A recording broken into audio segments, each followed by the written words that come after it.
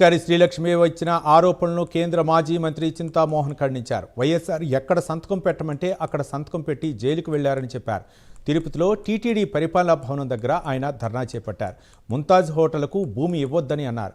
టీటీడీలో పనిచేసే అర్చకులందరికీ అలిపిరి దగ్గర ఇళ్ల స్థలాలను ఇవ్వాలని చింతామోహన్ డిమాండ్ చేశారు.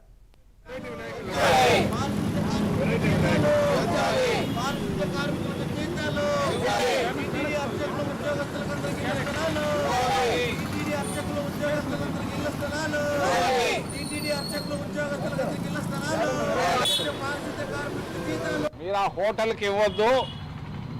అక్కడ టీటీడీలో పనిచేస్తున్నటువంటి అర్చకులు దాదాపుగా 500 మంది ఉంటారో 1000 మంది ఉంటారో నాకు కరెక్ట్గా తెలియదు.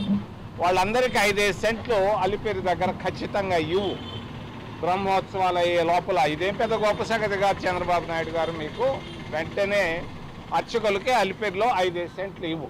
రెండో విషయం, పారిశుద్ధ్య కార్మికులు కొండపైన పనిచేస్తున్నారు, రూయ్ హాస్పిటల్లో పనిచేస్తున్నారు, మున్సిపాలిటీలో పనిచేస్తారు. కొండపైన పనిచేసే పారిశుద్ధ్య కార్మికులకు 11,600 రూపాయలు ఇస్తున్నారు. 11,600 రూపాయలు.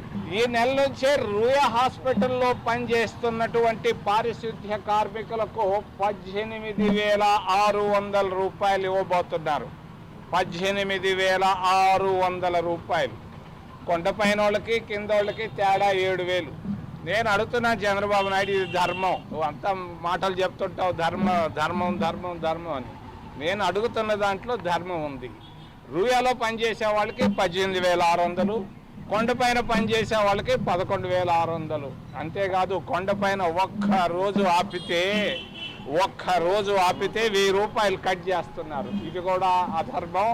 వెంటనే పారిశుద్ధ్య కార్మికులకు మరి రూయా హాస్పిటల్లోనూ మున్సిపాలిటీలో ఇచ్చినట్టుగా అక్కడ కొండపై ఇవ్వాలని, అందరికి ఇవ్వాలని నేను డిమాండ్ చేస్తున్నాను.